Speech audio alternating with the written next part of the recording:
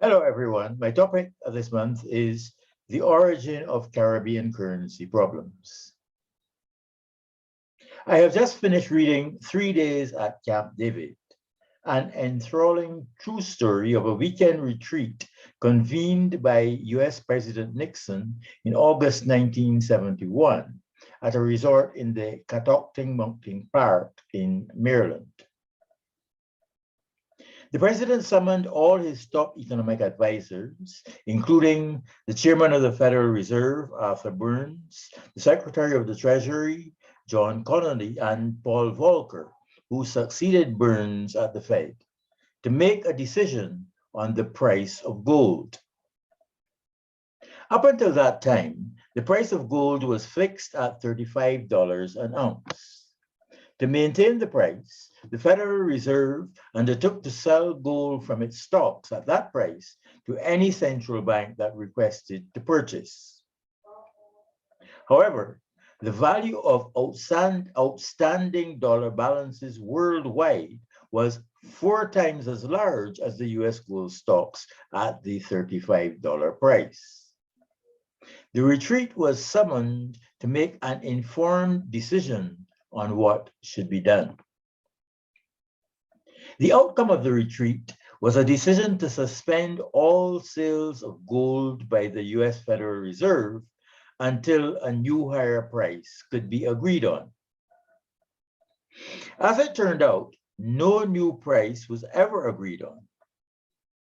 Instead, world currency markets transitioned from an era in which all currency values were fixed to the US dollar, which was anchored to the gold price, to the current floating exchange rate system. That has created a problem ever since for small countries which manage their own currencies.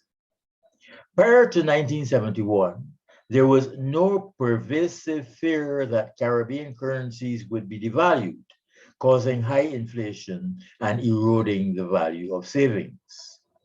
Regional currencies had fixed values, mostly in sterling, which in turn had an unchanging value in terms of the US dollar. There was no need to seek refuge in US dollars, as is now the preference of anyone who has access to the US currency. Several things about the retreat struck me. The discussions at the retreat were informed by careful studies of the issues and possible consequences by Volcker and Peter Peterson, another of the participants. These studies had been prepared and circulated in advance and had benefited from the views of many informed discussants. Secondly, the final decision was arrived at by consensus after intense, informed, and comprehensive discussions. And thirdly, the announcement of that decision was very carefully crafted to be as detailed as necessary, delivered in plain English, short and to the point. The announcement by the president was supported by a series of media events and meetings by top officials, providing additional color, but fully consistent with the main message, thanks to the full discussions in which everyone was involved. There were also two aspects of the process which were unfortunate. The focus and the decision were on the immediate problem of the dollar overhang. Looking back, we can see that insufficient consideration was given to what might eventuate if no new price for gold could be negotiated.